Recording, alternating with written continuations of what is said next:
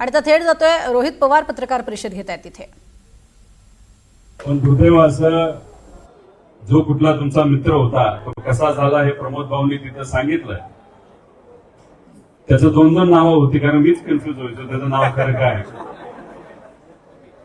पण त्याला काही झालं असलं तरी तुम्ही शेवटपर्यंत या विद्यार्थ्यांच्या बाजूने राहिलात, सत्य याच्या बाजूने राहिलात, त्यासाठी मी मनापासून तुमचे आभार व्यक्त करतो. त्याच्याच बरोबर अनेक असे लोक आहेत जे या लढ्यामध्ये तुमच्या बरोबर राहिलेत. कारण का मी माझ्या बरोबर राहिले असं मी म्हणून चालणार नाही, कारण हा लढा तुमचा होता, तुमच्या भविष्याचा होता. त्यामुळे तुमच्या बरोबर भक्कमपणे राहिले. ज्याच्यामध्ये नितेश भाऊ सूर्यवंशी, म्हणजे तिथे आम्ही बैठकीमध्ये बसलो. मी थोडा आक्रमक आहेच तुम्हाला माहिती आहे, कधी कधी मी शांत बसायचो समजून घेण्यासाठी. मध्येच तिथं नितेशराव काय व्हायचं माहित नाही की ते आक्रमक होऊन जायचे. आणि त्याच्याच बरोबर संदीपराव मोरे सुद्धा आमच्या बरोबर होते. ते शांत त्यांना सांगायचे, शांतपणे कसं खरं सांगायचं हे त्यांच्याकडनं तिथे शिकवलं पाहिजे. त्याच्याच बरोबर संकेत भाऊ बारसकर हे स्वतः वकील आहेत.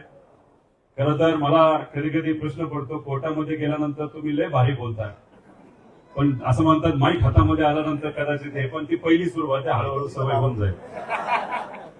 पण राजकारण फार वेगळं आहे. राजकारण एका दुसरं बरं बरं असं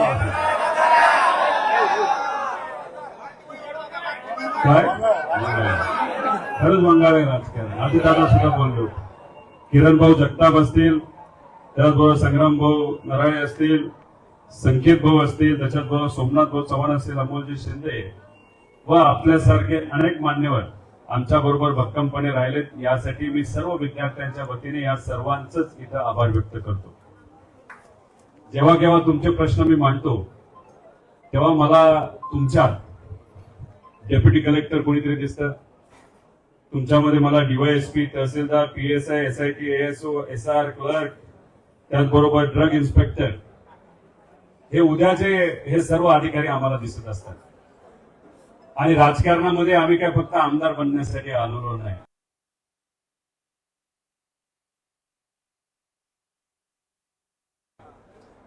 पुढे जाऊन खूप काय आम्हाला करायचंय या देशासाठी, या राज्यासाठी.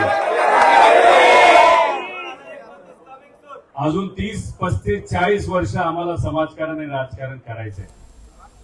हे राजकारण करत असताना, समाजकारण करत असताना उद्या जाऊन आमच्या बरोबर चांगले अधिकारी असणं सुद्धा महत्वाचं आहे. त्यामुळे तुमच्यात आम्ही चांगले प्रामाणिक अधिकारी म्हणून तिथे बघत असतो. उद्या जाऊन जे लोकांना तिथे सेवा देणार आहेत, मग प्रामाणिक आणि चांगले अधिकारी जर आपल्याला उद्या पाहिजे असतील तर ते जी परीक्षा देतात, ज्या प्रक्रियेतून अधिकारी बनतात, ती प्रक्रिया सुद्धा स्वच्छ आणि चांगली आणि पारदर्शक असणं महत्वाचं आहे का नाही. पुण्यासारख्या शहरामध्ये, नाशिक सारख्या शहरामध्ये, नागपूर सारख्या शहरामध्ये कसं राहतात, 10 बाय 10च्या खोलीमध्ये 15-15 लोक राहतात. कधी कधी क्लासेस मध्येच आंघोळ करतात, तिथंच तुम्ही राहता. 18-18 तास, 20-20 तास, 24-24 तास, कधी कधी 1-2 तास झोपता, 3 तास झोपता. पोहे खाल्ले म्हणजे आमचं जेवण झालं. त्याच्याच बरोबर परवडत नसेल तर चहा घ्यायचा, चहामध्ये बिस्किट खायचं. याच्यामध्ये तुम्ही दिवस काढता, कसे तरी महिने काढता. त्याच्यात मुलींची परिस्थिती तर फार वेगळी असते. एकच संधी, दुसरीच संधी, आणि 1-2 संधी झाली मग प्रश्न निघतो, नाही तर चर्चा सुरू होते लग्नाची. आणि मग अशा या वातावरणामध्ये तुम्ही सर्वजण शिकत असतात. आणि तुम्हाला माहिती आहे, पूर्वी चहा कदाचित 3-4 रुपयाला मिळत होता, आता कितीला मिळतो? 12 रुपये, 15 रुपये.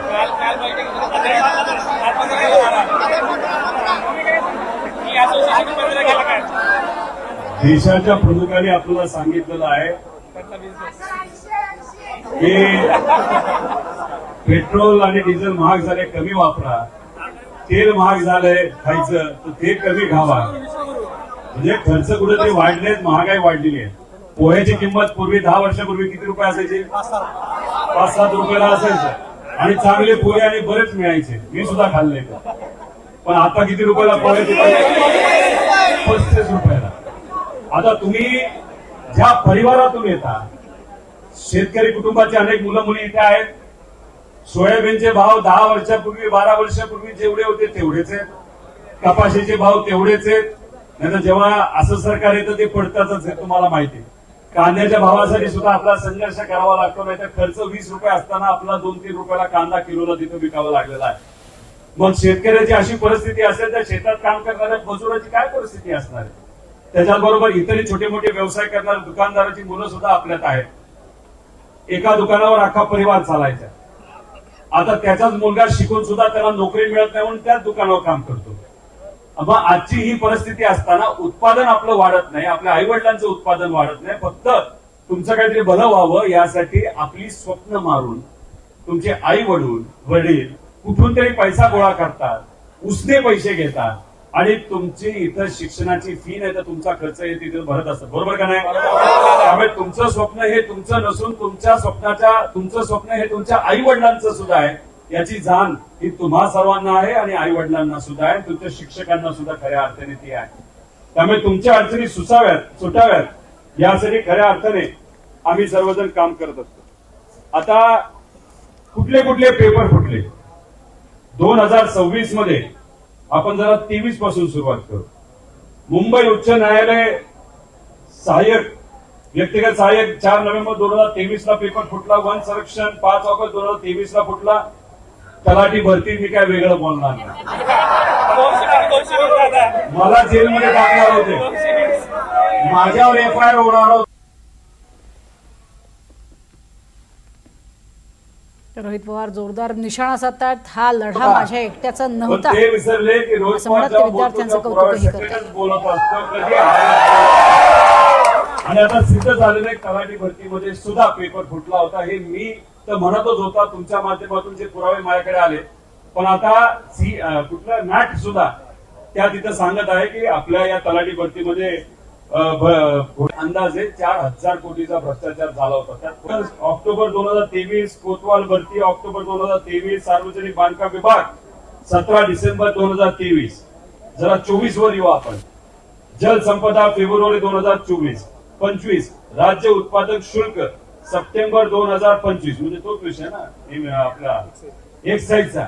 एक्साईज मध्ये काय झालं होतं की मार्किंग पॅटर्न म्हणजे कुठल्या विषयाला किती महत्व दिले हे कुठला होता. हा विषय तुम्ही आपण सर्वांनी मांडला. पण याच्यामध्ये मॅटली सुद्धा आता कन्क्लुजन केलेलं आहे. त्याच्याबरोबर आपल्या MPSC सुद्धा सांगितलेलं आहे, हो मार्किंग पॅटर्न हा कुठला होता. म्हणजे MPSC वर जो आपल्या सगळ्यांचा विश्वास हा कायम आहे, अजून सुद्धा आहे. पण त्याच्यामध्ये अशा गोष्टी घडत असतील तर कुठेतरी आपल्याला वाईट वाटतं आणि भीती वाटते. 2026 मध्ये मी सांगतो, HSC केमिस्ट्रीचा 8 फेब्रुवारी 2026. FDA ज्याच्याबद्दल आपण चर्चा करतोय मार्च 2026. SRPF 2026. नीट परीक्षा याच्याबद्दल मी वेगळं बोलणार नाही. एका मोठ्या नेत्याला घरी बसावं लागलं याच्यासाठी, फक्त युवा शक्ती. TET 27 जून 2026. आणि आता CETचा मुद्दा आम्ही घेतलेला आहे जुलै 2024 आणि पुण्याचा सुद्धा आहे. MMRDAचा आता एकनाथ शिंदे साहेबांना काही दिवसांपूर्वी मी भेटलो म्हणलो की साहेब हे फार अंगलटी येणार आहे, याच्यावर आपल्याला कारवाई करावी लागते. मी त्यांना ज्या दिवशी भेटलो त्याच दिवशी संध्याकाळी अधिकाऱ्यांनी एक कमिटी फॉर्म केलेली आहे, समिती फॉर्म केलेली आहे आणि त्या प्रश्नपत्रिकेमध्ये नाही तर त्याच्यामध्ये काय घोळ झाला हे सांगतील. आणि सर्वच अधिकाऱ्यांना आम्हाला सांगायचंय की याच्यामध्ये कुठलाही प्रेशर तुम्ही घेऊ नका, कारण का आमच्याकडे सुद्धा पुरावे आहेत. तुम्ही जर प्रेशर घेतला आणि खोटा रिपोर्ट बाहेर काढला तर खरं रिपोर्ट कार्ड आम्ही जर पुढे काढलं या मराठी मीडियाच्या माध्यमातून तर तुम्हाला मात्र त्या ठिकाणी महागात पडेल. त्यामुळे कृपा करून प्रेशर घेऊन या मुलांच्या भवितव्याला तिथं कुणी हात लावू नये अशी आमची विनंती आहे. पुणे महानगरपालिकेला तुम्ही बसला होता, तिथं आम्ही आलो होतो, अधिकाऱ्यांनी दिले. आता त्या बाबतीत काय होतं आपण सर्वजण बघू. आता FDA पेपर कसा फुटला, कशा ऋषिकेश गांगर्डे आणि त्यांचे वकील हे तिथं जात होते, भेटत होते, काय झालं कसं झालं. 27 जुलैला पहिला पत्रकार परिषद आम्ही सर्वांनी मिळून घेतली. 27 जुलैला अन्न व औषध प्रशासन आयुक्त तुकाराम मुंडेंना आम्ही भेटलो. 27 जुलै MPSC ला गेलो. त्यात काय कसं झालं प्रमोद भाऊंनी सांगितलं, त्यामुळे मी काय बोलणार नाही. तसा माझा स्वभाव फार कडक आहे असं समजू नका. मी प्रेमाने सुद्धा बोलतो, फक्त प्रेमाने बोलत असताना कुठेतरी अल्टिमेटम सुद्धा देत असतो त्यांना. त्यामुळे तिथं अल्टिमेटमच दिलं होतं की तुम्ही या बाबतीत जर तपास लगेच सुरू नाही केला तर मग तुम्हाला महागात जाईल आणि लगेचच त्यांनी तिथं तपास सुरू केला. त्याच दिवशी सुरू झाला. आता मी बाहेर आलो तेव्हा लगेचच त्यांनी आधी रेकॉर्ड केलेला व्हिडिओ टाकून दिला की काहीच झालं नाही, असं नाही होऊच शकत नाही वगैरे. आता त्यांना मान्य करावं लागेल की काहीतरी गडबड झालं का एमपीएससीनेच काल रात्री येतो त्या विषयावर. 28 जुलैला प्रकरणाची चौकशी सुरू झाली. 4 ऑगस्ट मुंबई येथे क्राईम ब्रांचला मी गेलो. 10 ऑगस्टला पेपर फुटी प्रकरण स्टुडंट फर्स्ट कार्यक्रम आपण जो घेतला तिथं गेलो. 18 ऑगस्टला मुंबई सीपी यांना भेटलो आणि 25 ऑगस्टला तिथं पेपर फुटला हे एमपीएससी तिथं मान्य केलं. हे तुम्हा सर्वांना काल रात्री किती वाजता 11 वाजता कारण याच्यावर काल आपण बघतोय जोरदार